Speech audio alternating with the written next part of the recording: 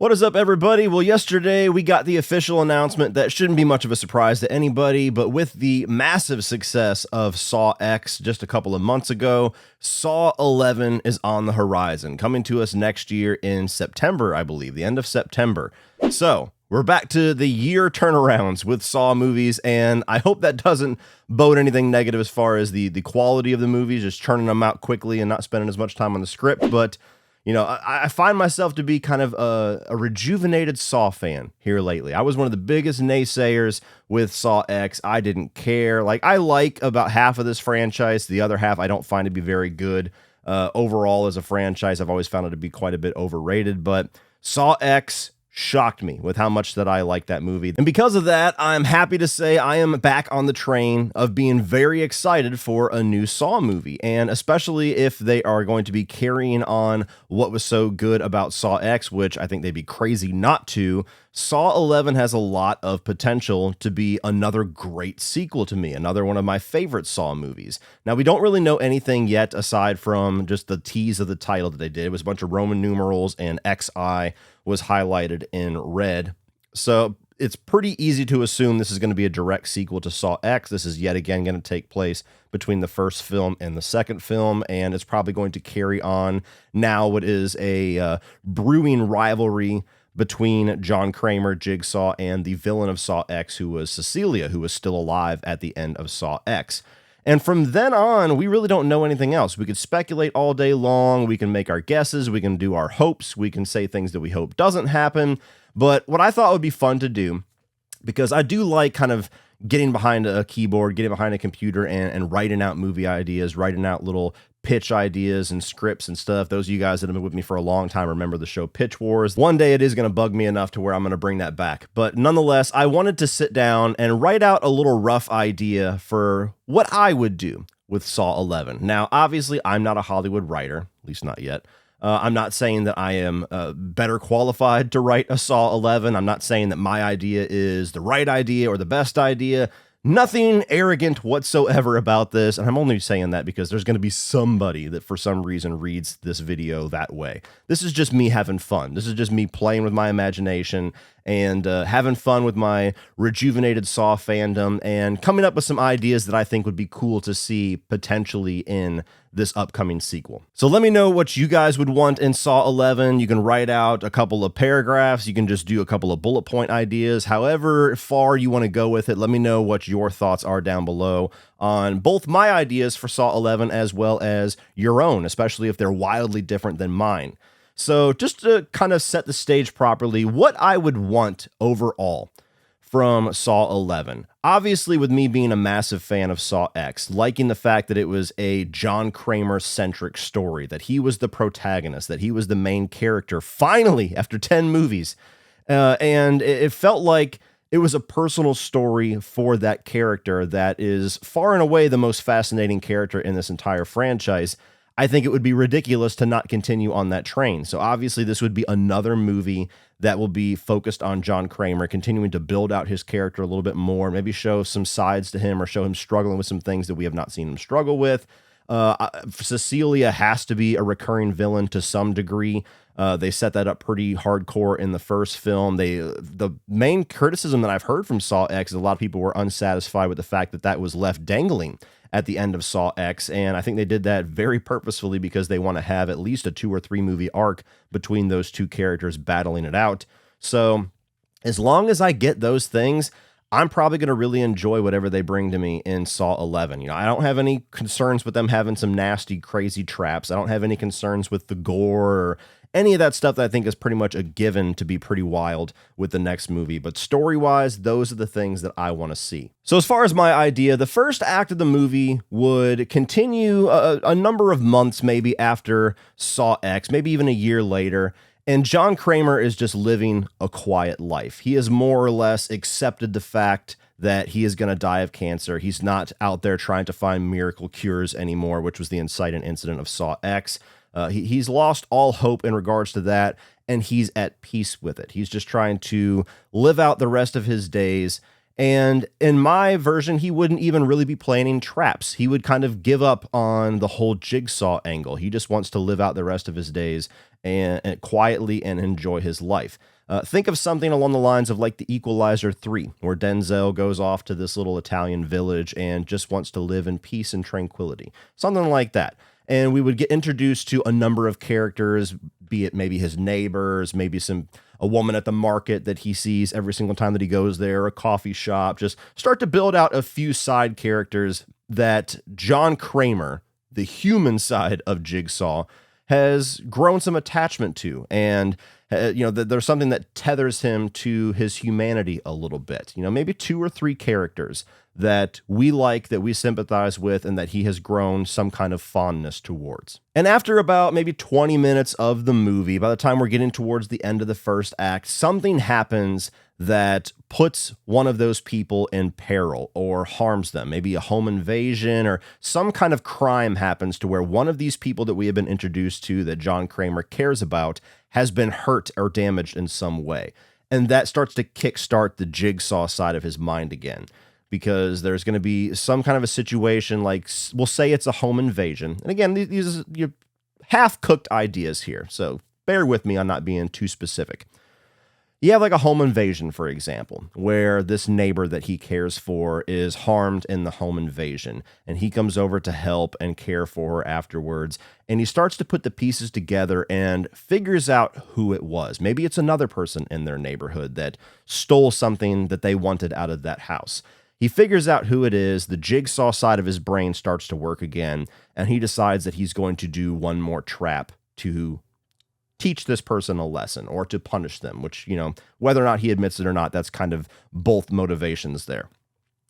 And so we would eventually get to a sequence to where, in classic Jigsaw form, he gets this person maybe in an abandoned building somewhere and is getting ready to put them through a test.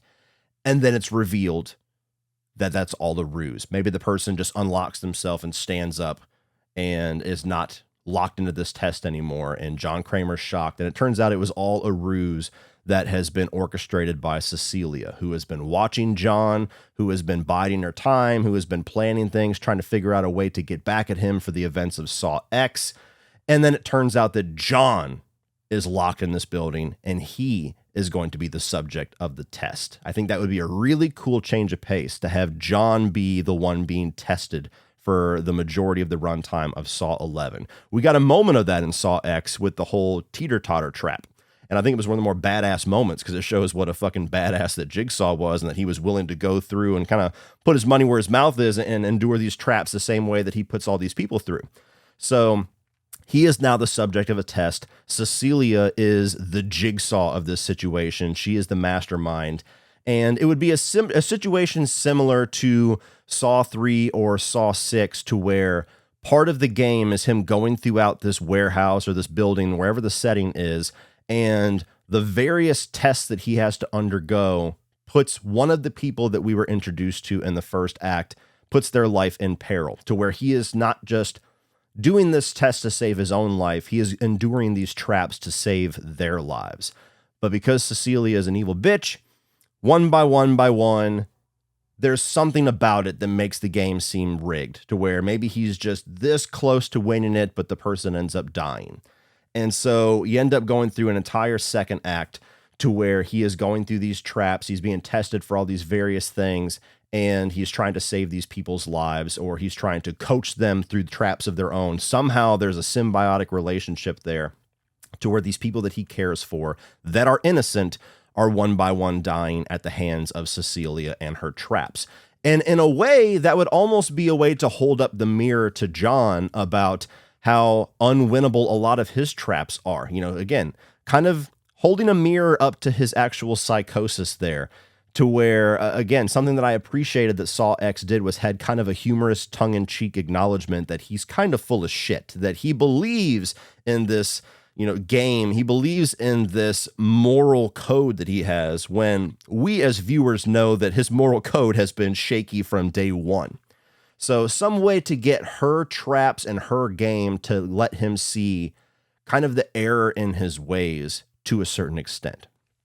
All the while, during this second act, we get introduced again to Amanda and Hoffman. Amanda, who was a major player in Saw X, Hoffman, who was introduced again at the end at the post-credit scene.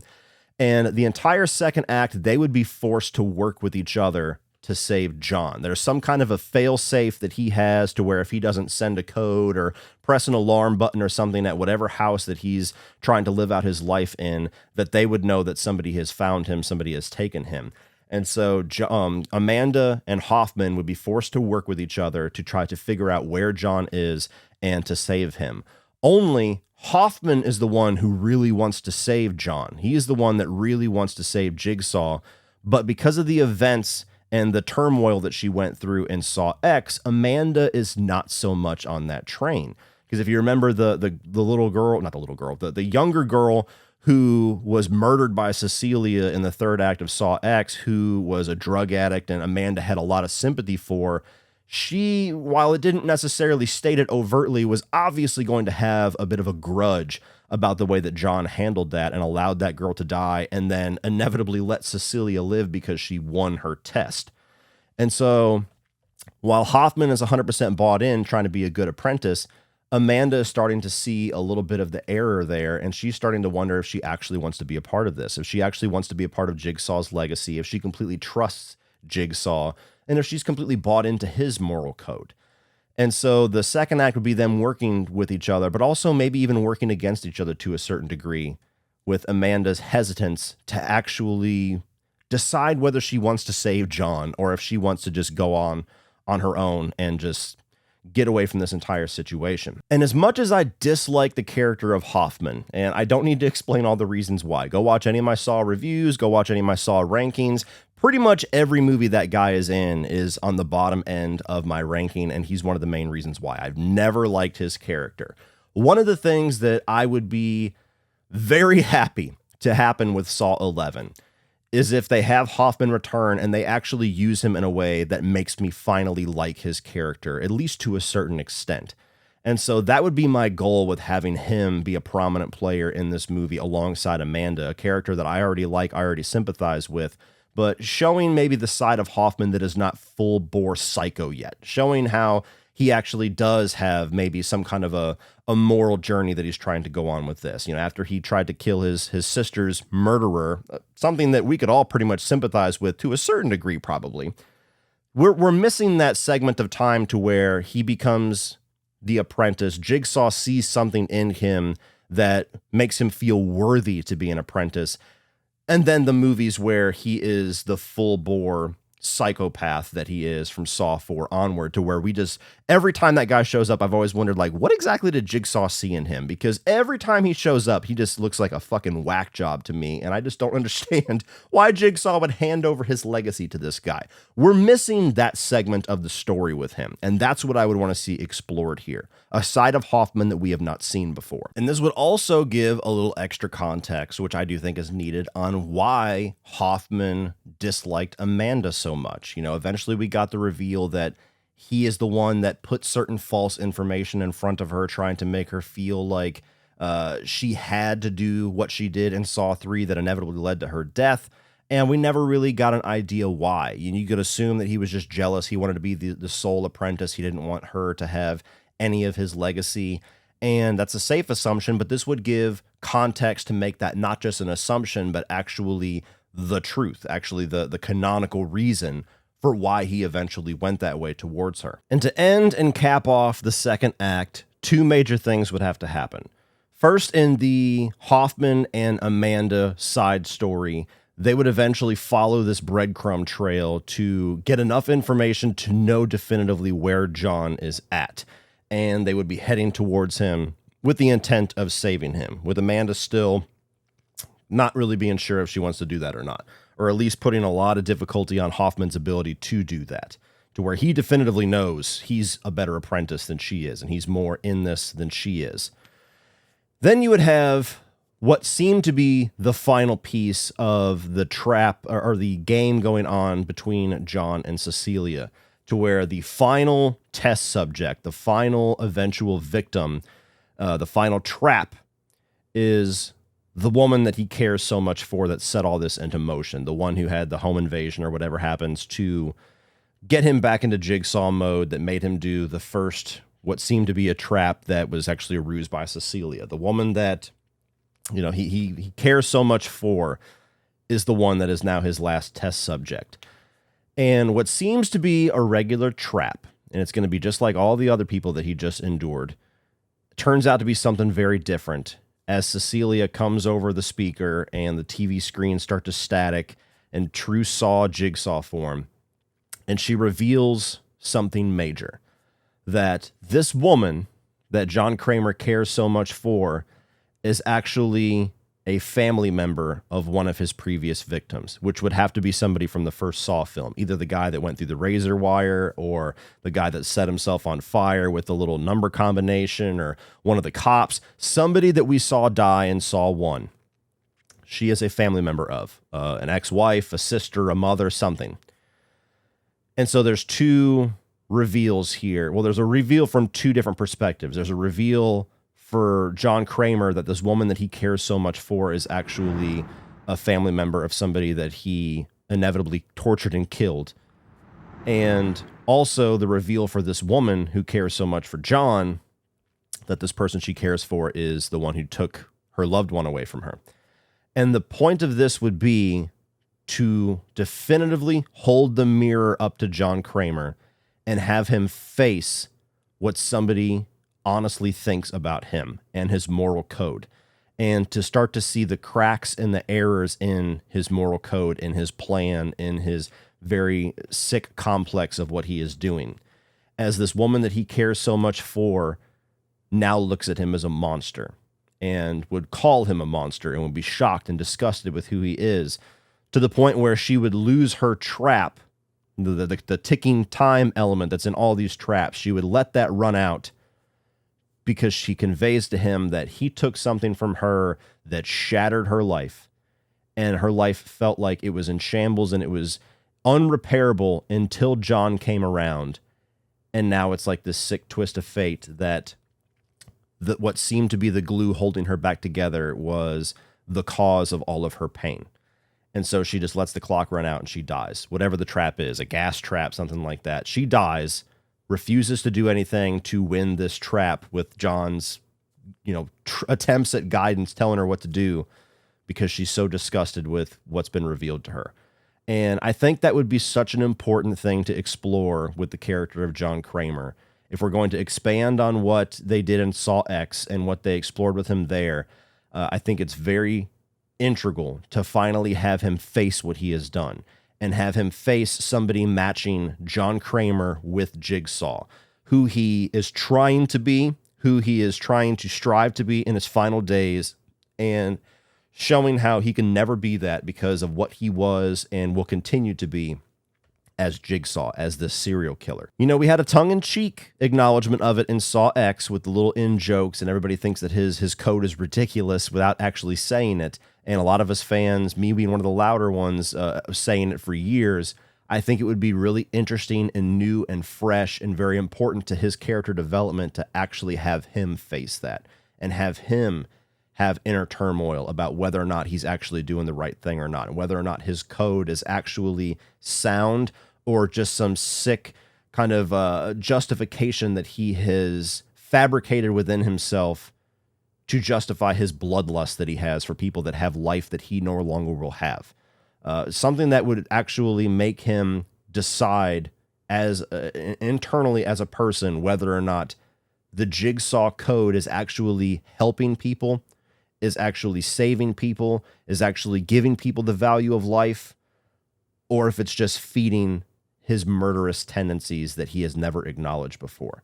I think that would be monumental to explore as his character. And that's what you would have end out the second act, moving into the final reveals of the movie in the third act. Then we would get to the third act of the movie. He finally comes face to face with Cecilia yet again. And of course, by this point, he's vengeful because she has murdered all these people that are innocent, that he cares for. He's vengeful in the fact that he is in this trap. And so you would have a very much a meeting of the minds between two of them to where, she does the little Scooby-Doo thing, lays out why she did all of this, which is pretty much obvious at this point because he put her through a trap and Saw X, blew up her entire operation, and now she's not making the hundreds of thousands of dollars hand over fist that she used to. But the initial little surprise that we get in the third act is that because Cecilia is so much smarter than John gave her credit for and is so much more dangerous than he ever thought possible, and she's been watching him for so long, that she knows about Hoffman and Amanda. And so inevitably when they do track down John and they do follow the breadcrumb trail to whatever location these games are happening in, they're not able to save him. They are locked into the game with him. And now his final test that he is put through with Cecilia is that there is a trap between Amanda and Hoffman, and John has to choose which one lives. You have two apprentices. You have, the prodigal son. You have the daughter he never had. You have one that is completely faithful and completely dedicated, struggling for words, completely dedicated apprentice that is fully on his side, fully a part of his legacy. And unbeknownst to him, you have Amanda, who is very much not that. Somebody who was almost, if not all the way ready to let John die in this trap, was trying to get out and doesn't really buy into this shit anymore. And because of Jigsaw's sympathies and his relationship with Amanda, inevitably he would choose her, which is what's going to cause that fracture between him and Hoffman that, again, we never really saw what it was. Because as soon as Jigsaw was out of the picture, Hoffman very much just did his own thing and did not follow Jigsaw's code whatsoever. And so because you have a movie that would finally start to explore that side of Hoffman we never saw before, I would also want to see what caused that change in him, what caused him to completely just go his own way and make him vengeful and make him a little bit more psychopathic. And so you would have that situation where he chooses Amanda and Hoffman would have to undergo whatever this trap was, and that would seemingly lead to his death, even though we know they're not actually in any kind of peril whatsoever.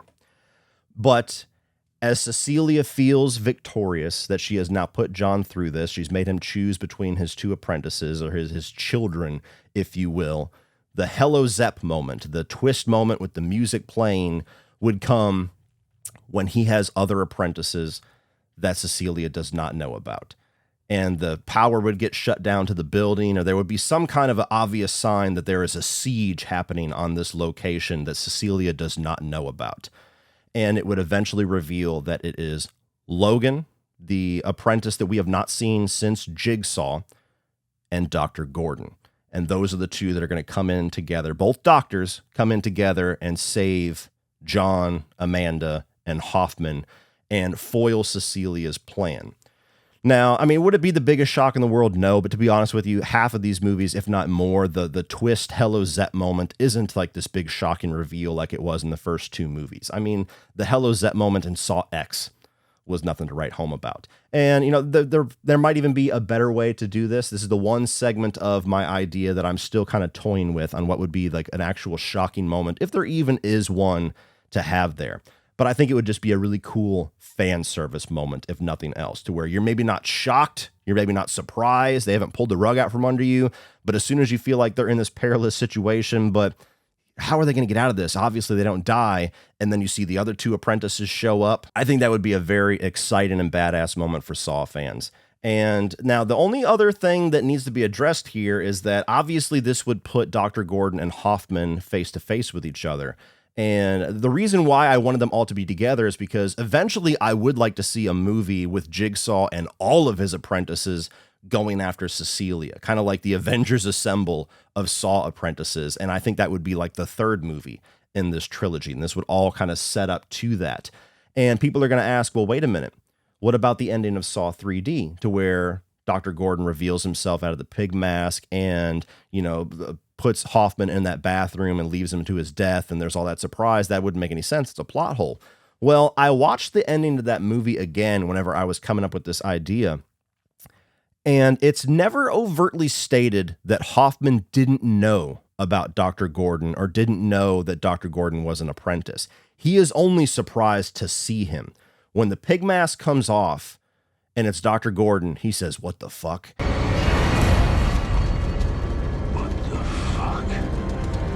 And that's really all he says. And then when he's in the bathroom, he's like, you can't do this to me. You can't do this to me. What do you think you're doing?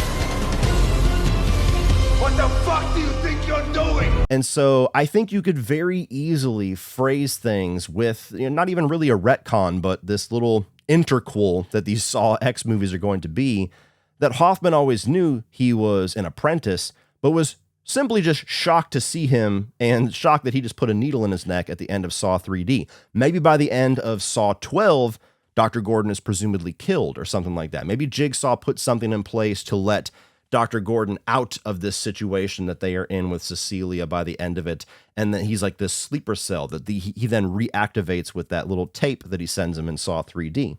Again, it's convoluted as fuck, but what isn't in the Saw franchise? I think it would work. Honestly, I don't think it would be like that big of an idea or a big of an issue.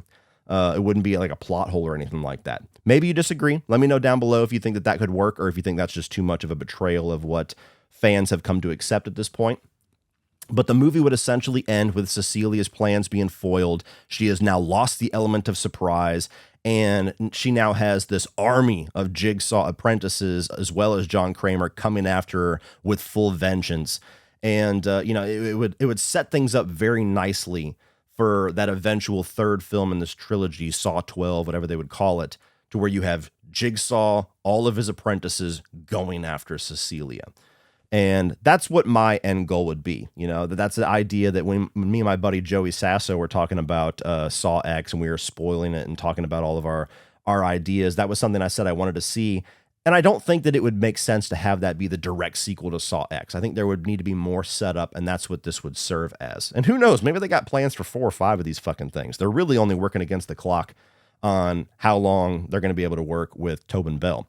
So who knows? But I would aim for a nice, solid trilogy of films that are very critically acclaimed, or at least much more than the other movies that are big fan favorites. And that would be my way of doing it with this middle film of Cecilia putting John through these tests. And in many different ways, you would have John kind of facing the fracture of his moral code with the way that he has implemented it so far, and then leaving things in a place where it's him and his team now working together for one like badass final chapter that's just full on craziness. So that's more or less what my idea for Saw 11 would be. So let me know, guys, what do you think about this? Again, let me know your thoughts down below. You can write out little bullet points, write out a full-on script if you want to. You can change little details about mine and alter it, but let's have some fun. Let's talk about some ideas, and let's just fanboy and geek out for a little bit on the potential of Saw 11, and put all that down in the comments below. Well, that's it for this one, guys. If you enjoyed that, please click over here for all of my 2023 new release reviews. I'm also going to put my Saw trap ranking up here, where I rank every single trap in this franchise. Please like, share, hit that subscribe button so you don't miss everything in the future. And as always, remember, opinions are like assholes, but that doesn't mean you have to be.